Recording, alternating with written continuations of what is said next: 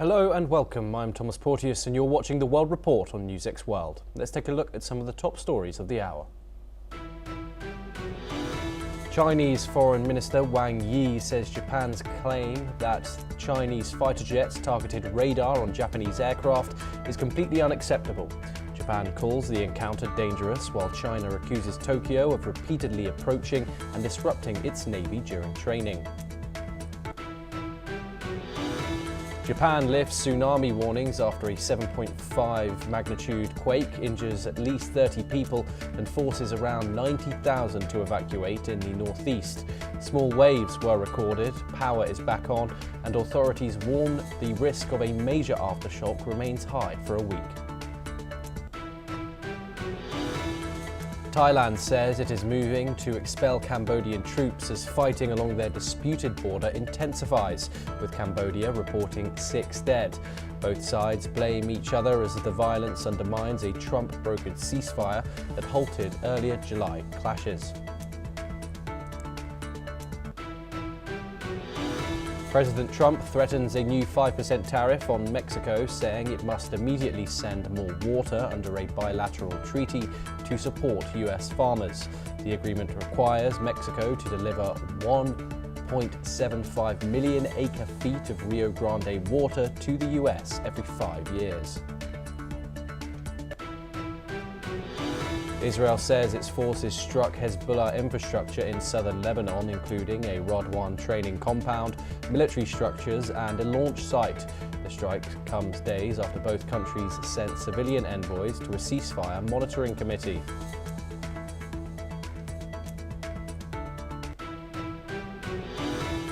Russian drone attacks hit Sumy for a second time in 24 hours, with more than 10 strikes in half an hour, knocking out power across the city. Authorities say critical infrastructure is running on reserve as the region copes with the blackout.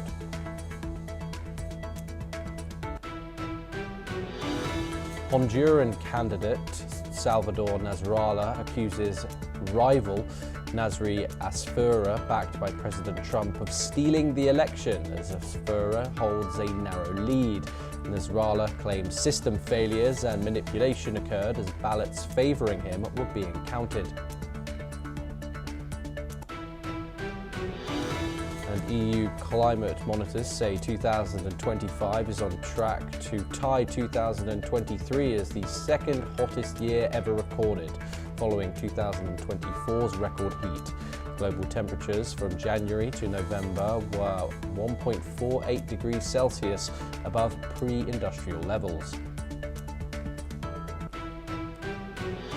Okay, we start this hour with some breaking news coming in, and it comes from South Asia, and 6 Pakistani soldiers have been killed in a terror attack on a security post, according to the Reuters news agency. The assault happened between Monday night and Tuesday morning, and it took place in Kuram, a former tribal district near the Afghan border. Police and security officials confirmed the incident. Tensions remain high in the region following repeated cross-border attacks. Of course, here on NewsX World, we will continue to bring you more on that developing situation. We move over to Europe, and Ukrainian President Volodymyr Zelensky has announced plans to travel to Rome after he visits Brussels and London. Earlier, Zelensky convened in London with UK's Keir Starmer, France's Emmanuel Macron and Germany's Merz to discuss the war with Russia. Following his London visit, Zelensky met with the leaders of NATO and the European Commission in Brussels on the issue of Russian frozen assets. Only 7 out of the 27 EU member states voted to move ahead with loans to Ukraine. The loans have been opposed by Belgium, where most of the Russian frozen assets are held. The European leaders also discussed the United States peace plan to end the war. Zelensky said that Ukraine and its European allies are expected to finalize their version of the peace proposal today, before presenting it to the United States. Meanwhile, Zelensky has also said that Kiev has no legal or moral right to cede land to Russia in any deal that is aimed at ending the war between the two countries. He has added that the United States is trying to find a compromise on the issue.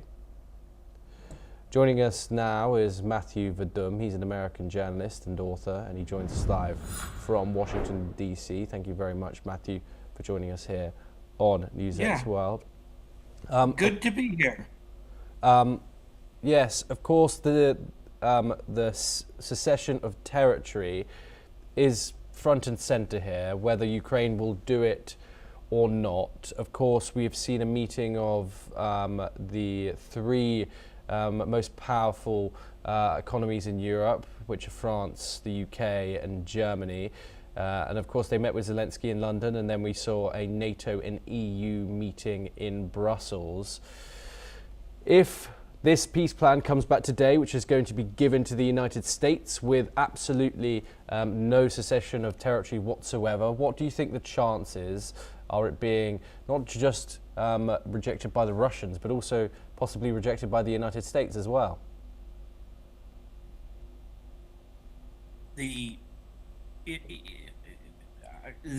My guess is that both Russia and the United States will reject it. Vladimir Putin wants to keep the territory that he has acquired through military conquest, and President Donald Trump is pressing the Ukrainians hard to accept some kind of a land for peace deal, and he seems to be quite insistent on that. But at the same time, as you noted, Ukraine is quite resistant to that. In fact, Volodymyr Zelensky, the president of Ukraine, said that he can't cede, he's unable to cede land to Russia, and that he doesn't want to do it. So I think that right now, as things stand right now, I think the prospects of a peace deal being hammered out between Russia and Ukraine, I don't think the prospects are very good right at the moment. And yes, of course. Do you think Western leaders actually support the position that Donald Trump is taking? And what do you think that this is going to have effect if this deal does go through and Ukraine does in fact concede occupied territory? What effect is that going to have on first of all, America being the leader of the free world, the global order, and of course the long-standing of international law? I'm not sure that one failed peace deal will destroy the United States' reputation as the world's preeminent power, or President Trump's reputation as a deal maker, as a peace deal maker, because he has had so much success on other fronts, such as in Israel and Gaza, and with the Abraham Accords when he was during his first presidency, and other efforts that he's made, and the United States has long perceived itself as the major peace broker in the world, even more so than like the United Nations, because it has the heft, it has the wherewithal to make countries agree to settle their differences. But I think that the situation, at least as the way it looks right now in the Russia-Ukraine war, I think that the differences are so intractable. I don't think they're going to be resolved quickly. I think, the war may only be ended when one side, doesn't have the resources to continue. And you get propaganda from both sides that Russia insists that it's doing well and that it's inevitable that it crushes Ukraine and brings Ukraine to its knees. On the other hand, Ukraine is saying that it's going to continue fighting and their determination to continue the fight against Russia seems undiminished. Now, if their allies and financial backers and suppliers of war material were to stop sending money and arms to Ukraine, then that might change things. You have some reluctance in the United States Congress over, and even in President Trump's own party, the Republican Party, there's some, I think most Republicans in Congress support backing Ukraine, but there is a lot of skepticism about it, and they think, and a lot of them are thinking that it's not that long term it's not a good use of American funds, and they question why America is involved at all in this foreign conflict. They say that Ukraine, in the scheme of things, is not that important, which to American strategic interests, which is at best an arguable point. But this is why I think you're probably going to ask me next about Zelensky's trip to Italy. And he did that, or is doing that, to rally support for the Ukrainian war effort, because Italy has been sending support to the Ukraine for some time now. But I think, like a lot of Ukraine's the countries that are supporting Ukraine, I think that they are growing war weary and wondering when this conflict that they thought was going to be over a long time ago is actually going to end. And now it's dragged on since what, 2021 or so, a good 4 years approximately. And there's a weariness, there's this fatigue that they're experiencing that makes them wonder, should they continue? I think for now, Ukraine's backers in the European Union continue to be supportive of Ukraine and want to send aid, but they have their own financial limitations, and they feel that there's only so much they can do.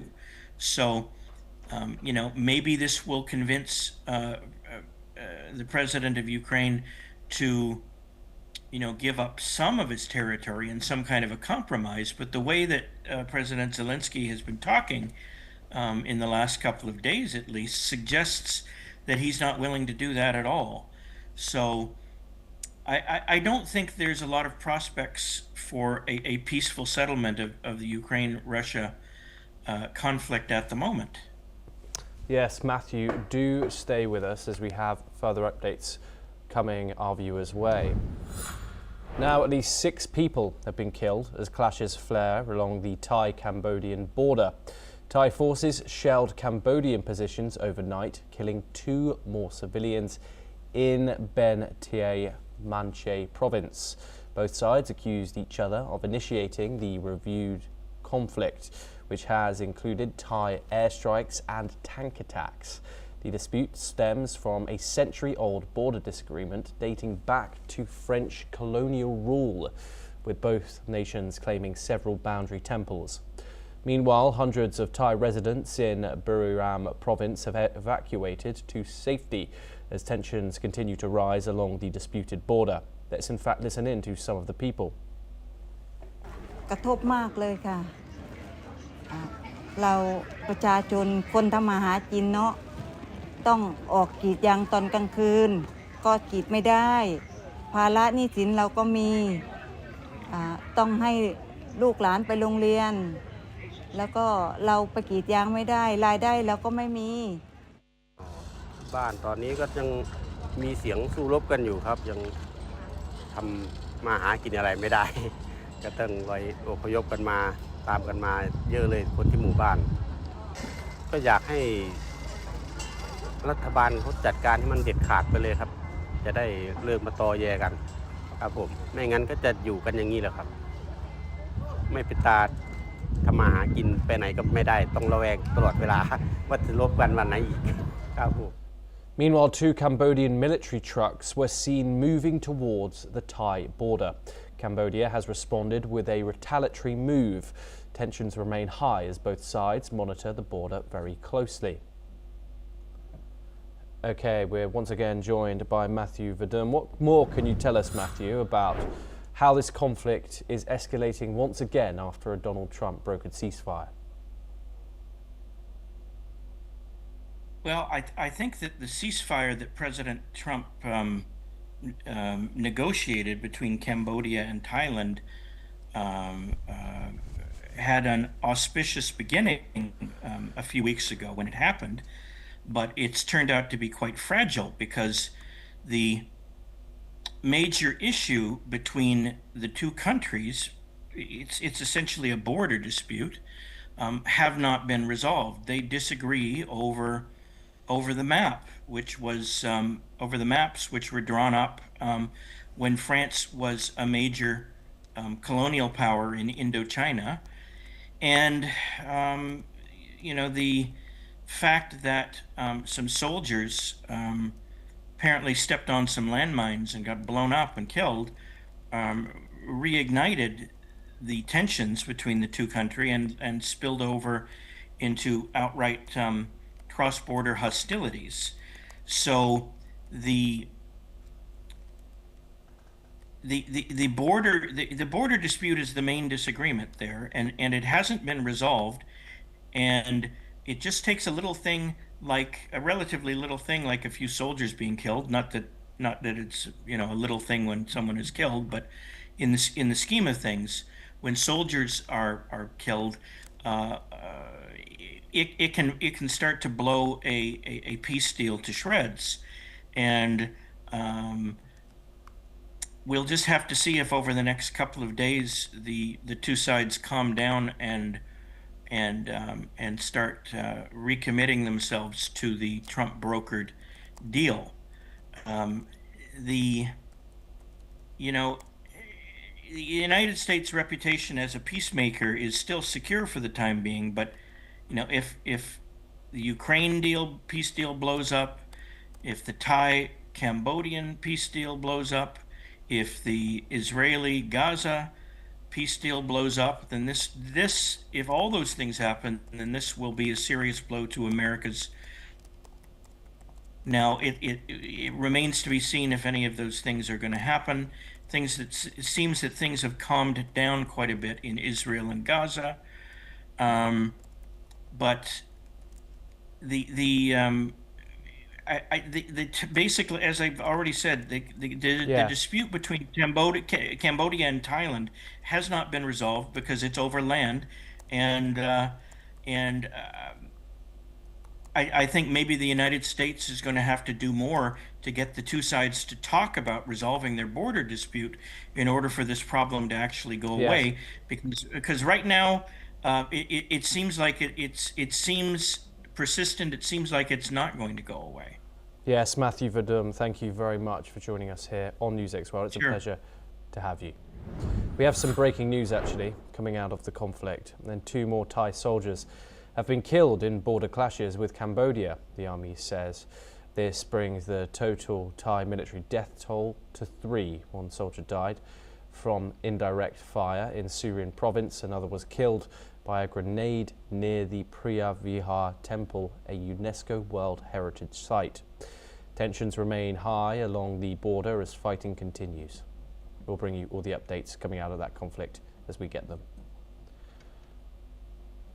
We now move over to the Americas, and US President Donald Trump has said that striking alleged drug boats in the Caribbean saves 250,000 American lives per vessel.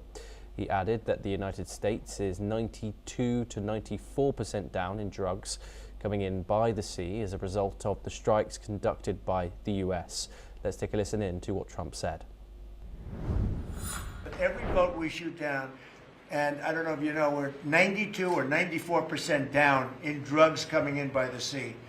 And we're trying to find who are the 6%, because I don't know, people aren't liking to drive boats right now loaded up with drugs. But think of that, every single boat we shoot out, on average, we save 25,000 American lives.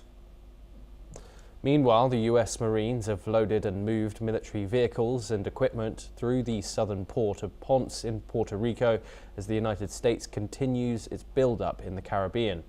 Armoured vehicles and all-terrain vehicles were seen being driven onto trailers, while other equipment was lifted by forklift before convoys rolled out.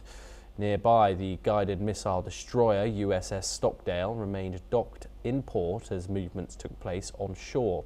An MV-22B Osprey was also filmed taxiing and taking off from Merdecita International Airport amid the ongoing US military activity on the island.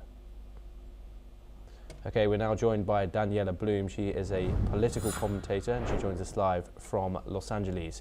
Thank you very much for joining us here on NewsX World, Daniela. It's a pleasure to have you on the programme. First of all, Donald Trump says that these drug strikes, since they've started them, the United States saves 25,000 lives. Do you think there's any credibility to these statements, given the fact that the majority of drugs cross through the United States border system? Absolutely, there's credibility. The fentanyl crisis is a real crisis. I'm a mother, I'm a psychotherapist. I see this every day. The numbers have exponentially heightened since 2020, and a lot has to do with the open border policies. And although Venezuela primarily drug traffics cocaine, it has a very sophisticated working system with the Mexican drug cartel, and it's a problem. So what Trump is seeking to do is not just a national security issue, but also to combat a health crisis in America. Of course, Daniela, there's a lot of people who say that these strikes may violate international law, that the United States doesn't arrest these individuals. What are your thoughts on the methodology that the Trump administration is using in targeting these drug boats? Yes, well, like Trump said, these vessels have 25,000 potential deaths they're essentially walking weapons of drugs that could kill Americans. And he's not going to wait for those boats to get onto the soil and more lives to be lost and to go through any sort of legal court system.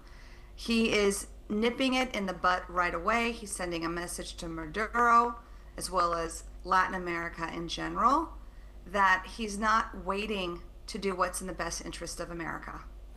Daniela, however, the Trump administration has not provided any evidence in regards to the drugs that are being carried on these boats, yet nor identifying the victims or the suspects that are on the drug boats. What about the fact that American intelligence could possibly provide this information to the public? Well, Maduro is not exactly someone to be trusted, and Trump believes in peace through strength, peace through deterrence, and I think a lot of these drug cartels have really taken advantage of soft leadership from the previous administration, and Trump doesn't have the same tolerance. He is not waiting, and I'm quite confident that Trump has enough intelligence, enough intel to know that these boats are a threat. There is evidence, and that will all come to light. Daniela Bloom, thank you very much for joining us here on NewsX World. It's been a pleasure having you, and thank you for taking the time. We now move on, and Paramount Skydance has launched a hostile $108 billion bid for Warner Brothers Discovery, reopening a dramatic takeover battle in Hollywood.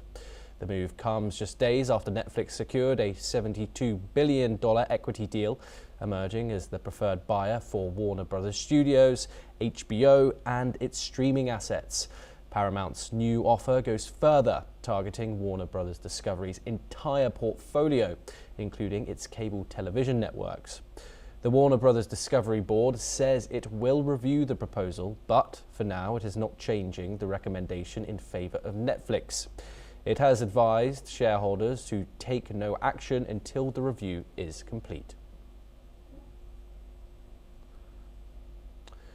We move on now, and the Australian Prime Minister Anthony Albanese has said that Australia's young teenagers will soon be spared from the endless scrolling online as it makes a last-ditch pitch to convince hundreds of thousands of Australian adolescents that the contentious laws are for their own good. Albanese has said that from December the 10th onwards, if anyone is under the age of 16, then they are no longer allowed to have a social media account, and they should spend quality time with their friends and families. Let's take a listen in to what Albanese had to say. From December 10, if you're under 16, you're no longer allowed to have a social media account. You'll know better than anyone what it's like growing up with algorithms, endless speeds, and the pressure that can come with that. That's why we've taken this step to support you. Above all, make the most of the school holidays coming up, rather than spending it scrolling on your phone. Start a new sport, learn a new instrument, or read that book that's been sitting there on your shelf for some time. And importantly, spend quality time with your friends and your family, face to face. Well, that is all that we have time for this hour. Keep watching NewsX World for more international updates.